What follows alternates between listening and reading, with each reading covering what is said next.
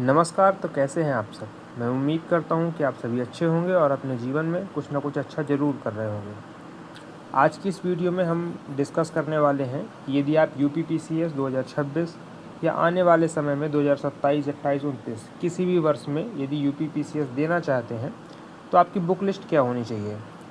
Book list एक बहुत ही important topic है तैयारी का, क्योंकि जब हमें ये पता होगा कि हमको कौन सा मटेरियल कितना फॉलो करना है तो हमारी तैयारी का रास्ता आसान हो जाता है। क्योंकि जब तक हमें सही तरीका और सही चीज़ें पता नहीं होते, सही रिसोर्सेज पता नहीं होते, तो हम भटकते हैं और अपना समय ख़राब करते हैं।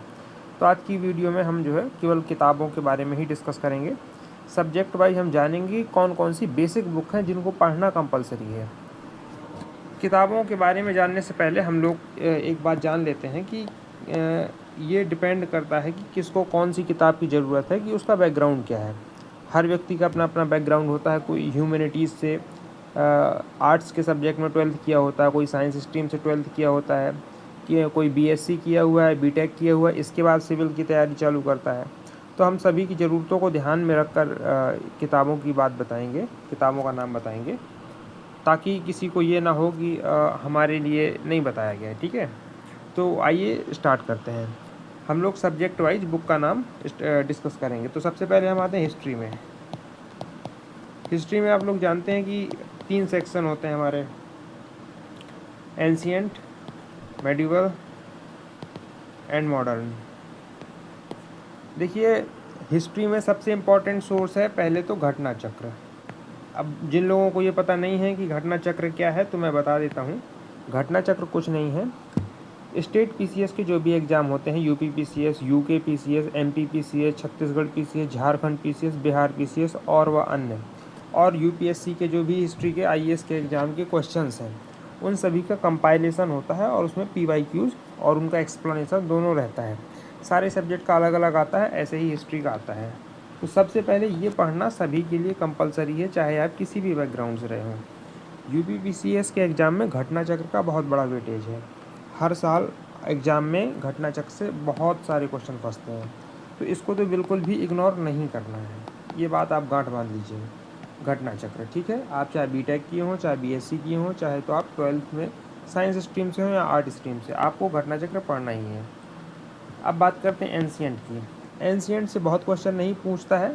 आप केवल एनसीईआरटी पढ़ ले रहे हैं। एनसीईआरटी में क्लास 6 की बुक है जो अवर पास्ट करके, प्लस लूसेंट में जो एनसीई उसका एंशिएंट वाला पोर्शन है, इतना पर्याप्त है। अब मैं आपको ये नहीं कहूँगा कि आप आर एस शर्मा पढ़ लीजिए, पढ़ने को जब समय रहेगा तो आप बहुत कुछ पढ़ सकते हैं, लेकिन अभी इतना पर्याप्त है। लूसेंट से एंशिएंट का पार्ट कवर कर लेना है, क्लास 6 की एनसीईआरटी की बुक कर लेना है। मेडिवल में भी यही करना है, एनसीईआरटी की क्लास 7 की बुक अवर पास्ट 2 करके आती है, वो पढ़ लेना है, और लूसेंट से ही कर लेना है, लूसेंट से जो मेडिवल हिस्ट्री का पोर्शन है। मॉडर्न की बात करेंगे तो इसमें आप एक राजीव अहीर सर का स्पेक्ट्रम आता है, स्पेक्ट्रम, जो कि यूपीएससी के लिए भी रिकमेंडेड है। यदि आपने स्पेक्ट्रम पढ़ रखा है तो अच्छी बात है, पढ़ सकते हैं तो और भी अच्छी बात है। नहीं पढ़ सकते हैं तो फिर आपको घटना चक्र तो ज़रूर पढ़ना ही पढ़ना है, साथ ही लूसेंट इसमें भी नहीं छोड़ना है, जो कि आपका मॉडर्न हिस्ट्री का पोर्शन कवर करता है। क्योंकि आपको पता है यूपीपीसीएस एक फैक्चुअल एग्ज़ाम है और लूसेंट में फैक्ट्स अच्छे से दिए होते हैं, तो आपको काफ़ी हेल्पफुल होता है। बहुत सारे लोग स्पेक्ट्रम की बजाय एस के पांडे सर की बुक भी रेफ़र कर सकते हैं। एक एस के पांडे सर की भी आती है, बी एल ग्रोवर सर की भी आती है। इनमें से कोई भी एक बुक जो आपको अच्छी लगे, हिंदी माध्यम के बच्चे जिसे अलग अलग करते हैं, कोई एस के पांडे, कोई बी एल ग्रोवर, इनमें से कोई एक आप कर सकते हो। विपन चंद्रा भी आप लोग पढ़ सकते हो, लेकिन इनमें से कोई एक ही पढ़िए और पीवाईक्यू सॉल्व करिए। ये बात हो गई हिस्ट्री की। अब बात करते हैं ज्योग्राफी की। ज्योग्राफी एक ऐसा सब्जेक्ट है कि मेरे हिसाब से सबसे ईजी सब्जेक्ट है। क्यों? क्योंकि geography is full of concepts and imagination. यदि आपने इसके कॉन्सेप्ट समझ लिए और इमेजिनेशन करना सीख गए, तो फिर इसके क्वेश्चन आपसे यदि फैक्चुअल नहीं है, कॉन्सेप्चुअल है, तो गलत नहीं होंगे। ज्योग्राफी में आपको क्या करना है कि 9 से 12 तक की आपको पढ़ना है एनसीईआरटी, जो कि बहुत एनफ है, वेरी एनफ। ओके। अब क्या होता है कि बहुत सारे लोगों को क्लास 9 की एनसीईआरटी समझ में नहीं आती, क्योंकि वो काफ़ी एडवांस लेवल में है। यदि आपको 9 की समझ में नहीं आती है तब आपको 6 से स्टार्ट करना है, 6th क्लास से, 6 7 से स्टार्ट करिएगा। यदि आप क्लास 9th को ईजीली समझ पा रहे हो तो 9 से लेकर 12 तक ज़रूर आपको ज्योग्राफी में पढ़ना है।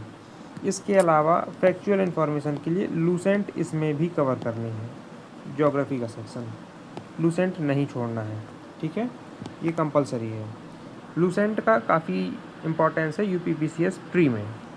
तो 9 से 12 तक की ज्योग्राफी की एनसीईआरटी और इसके बाद लूसेंट, ओके, ज्योग्राफी का हो गया। इकोनॉमिक्स में आते हैं। इकोनॉमिक्स में देखिए क्वेश्चंस बहुत स्टैटिक नहीं पूछ रहा है, तो इसके लिए बहुत ख़ास नहीं पढ़ना है। यदि आप एक मैक्रो इकोनॉमिक्स आती है, वो भी एनसीईआरटी ही है, केवल एक किताब है, यदि आप उसको पढ़ सकते हो तो पढ़ लो, ठीक है। इसके अलावा करंट बेस्ड इकोनॉमी पूछता है आपसे, करंट में कि कौन सा आर्थिक समझौता हुआ, किससे हमारी फ्री ट्रेड का एग्रीमेंट हुआ, या इसके अलावा जो भी कि बजट से रिलेटेड कोई क्वेश्चन पूछ लेगा। तो ऐसे ही करंट अफेयर्स बेस्ड क्वेश्चन रहते हैं इसके, तो वो आपको करंट से ही प्रिपेयर कर लेने होंगे। इसके लिए मैं कोई ऐसा बहुत बड़ा सोर्स नहीं आपको रिकमेंड करूँगा। फिर भी आप यदि यूपीएससी की तैयारी करते हैं, आपके पास कोई कोचिंग का मटेरियल है जो आपको ठीक लगता है तो आप पढ़ सकते हो। अब बात करते हैं पॉलिटी की। पॉलिटी भी बहुत ईजी आता है और टफ नहीं आता है। इसके लिए एक बुक आती है एम लक्ष्मीकांत। अब लक्ष्मीकांत थोड़ा सा एडवांस हो जाती है क्योंकि ये यूपीएससी वालों के द्वारा ज़्यादा रेफ़र करी जाती है। यदि आपने लक्ष्मीकांत पढ़ रखी है या पढ़ सकते हैं, जैसे कि मैंने स्पेक्ट्रम के लिए बताया, तो बहुत ही अच्छी बात है, बिल्कुल पढ़ना चाहिए। इस किताब को यदि पढ़ लेंगे तो फिर आपके क्वेश्चन गलत होने की संभावना बिल्कुल ना के बराबर हो जाती है। साथ ही साथ आपको जो लूसेंट में दिया हुआ है पॉलिटी, वो बिल्कुल नहीं छोड़ना है। लूसेंट देखिए कि पूरी पढ़ना है हर सब्जेक्ट के लिए, जो जो सेक्शन दे रखे हैं, ठीक है, लूसेंट पढ़ लेना है। इसका भी घटना चक्र नहीं भूलना है, घटना चक्र जरूर सॉल्व करिए पॉलिटी का भी। घटना चक्र से आपको आइडिया लग जाएगा और लगभग क्वेश्चन फंस जाते हैं। घटना चक्र इसका भी नहीं मिस करना है, ज्योग्राफी का मैं बताना भूल गया था, घटना चक्र इसमें भी रहेगा, ठीक है, घटना चक्र ज्योग्राफी का भी मिस नहीं होगा। और पॉलिटी में भी घटना चक्र, लूसेंट, लक्ष्मीकांत पढ़ सकते हैं तो लक्ष्मीकांत की कोई भी एक ठीक ठाक बुक ले लीजिए पॉलिटी की, जो भी आपकी 100 150 200 पेजेज में हो, जो ठीक ठाक चीज़ें कवर करती हो, तो आप पॉलिटी वहाँ से आपको कवर हो जाएगा। तो ये तो हो गया हमारा हिस्ट्री, ज्योग्राफी, पॉलिटी और इकोनॉमिक्स। अब इसके बाद एक सब्जेक्ट होता है इन्वायरमेंट का। इन्वायरमेंट से भी आपके हर बार क्वेश्चन आते हैं यूपीपीसीएस में, 8 से 10 क्वेश्चन आते हैं प्री में, तो इसको भी हम इग्नोर नहीं कर सकते हैं। इसके लिए कुछ नहीं करना है, सिर्फ घटना चक्र ले लीजिए, ज़्यादा बड़ा नहीं होता है, 250 से 300 पेज का होगा, उसमें भी एमसीक्यू टाइप में क्वेश्चन आपको मिलेंगे। घटना चक्र बहुत पर्याप्त है आपके इन्वायरमेंट सेक्शन के लिए। अब यूपीएससी वाला कोई बंदा होगा तो वो शंकर आईएएस या किसी भी कोचिंग का, पीएमएफ आईएएस का, या किसी भी कोचिंग का नोट्स रेफर कर सकता है, अपने क्लास नोट्स रेफर कर सकता है। यदि आप वैसे वाले नहीं हैं तो आप केवल घटना चक्र कर लीजिए, पीसीएस प्री के लिए बहुत एनफ है। इसके बाद हम बात करेंगे साइंस की, साइंस एंड जर्नल साइंस, ये टेक्नोलॉजी वाला साइंस नहीं है। जर्नल साइंस से इस समय ट्रेंड चल रहा है कि यूपीपीसीएस में बहुत क्वेश्चन पूछ रहा है। पिछले बार लगभग 20 क्वेश्चन थे 2025 के पेपर में, लगभग 20 क्वेश्चन, और 20 क्वेश्चन बहुत होते हैं, ठीक है, इसे आप बिल्कुल भी इग्नोर नहीं कर सकते हैं। तो यदि जर्नल साइंस आपको प्रिपेयर करना है तो घटना चक्र तो पढ़ना ही पढ़ना है, इसमें कोई डाउट नहीं है। पहला सोर्स घटना चक्र, लूसेंट में जो साइंस का पोर्शन दिया है वो भी करना है। इसके बाद भी यदि आप और करना चाहते हैं, आपके पास टाइम बचा, देखिए मैं जो 2-3 सोर्स बता रहा हूँ तो ये प्रायोरिटी रखिएगा। पहले प्रायोरिटी में घटना चक्र कंप्लीट करना है, रिवाइज करना है, समय है। लूसेंट को साथ ही में वो तो करना ही करना है, लूसेंट को मत छोड़िएगा। फिर भी यदि समय बचता है तो आप खान सर का जो उन्होंने दे रखा है अपना बुकलेट, साइंस का, बायोलॉजी का अलग है, केमिस्ट्री का अलग, फिजिक्स का अलग है, वो ज़रूर कर लीजिएगा। यदि वहाँ से कर लेते हैं तो फिर साइंस में भी आपके क्वेश्चन ना के बराबर गलत होंगे, गलत नहीं होंगे, ठीक है, जो कि बहुत ही इम्पॉर्टेंट सेक्शन है यूपीपीसीएस का। इसके बाद आते हैं यूपी स्पेशल में। यूपी स्पेशल के लिए क्या पढ़ें? देखिए यूपी स्पेशल का सीन क्या है कि यूपीपीसीएस वाले आयोग जो है यूपी से बहुत क्वेश्चन पूछ नहीं रहा है। 1-2 क्वेश्चन यूपी स्पेशल का पूछ ले तो बहुत बड़ी बात है, बाकी कुछ साल से पूछ नहीं रहा है। तो इस वजह से हम ये नहीं कहेंगे कि आप बहुत वास्ट रिसोर्स करिए, परीक्षा वाणी का एक आता है बुक, उतना ही कर लीजिए, यूपी स्पेशल के लिए बहुत पर्याप्त है, ठीक है। इसके बाद कोई एक्स्ट्रा सोर्स नहीं करना है।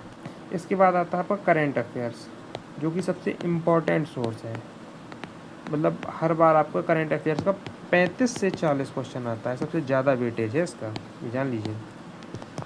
35 से 40 क्वेश्चन कम नहीं होता है, ठीक है। तो अब करंट अफेयर्स के लिए क्या रेफ़र करें?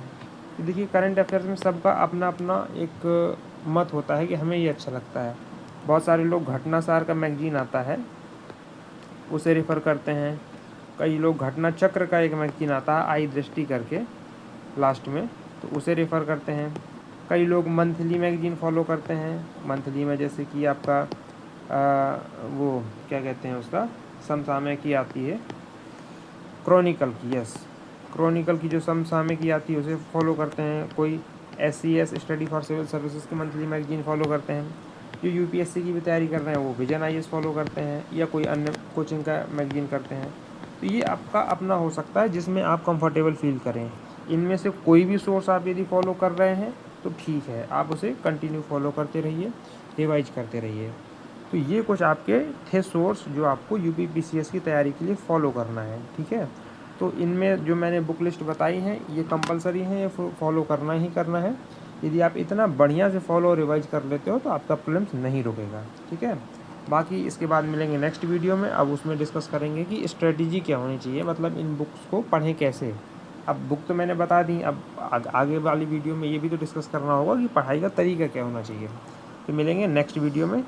Thank you for watching us.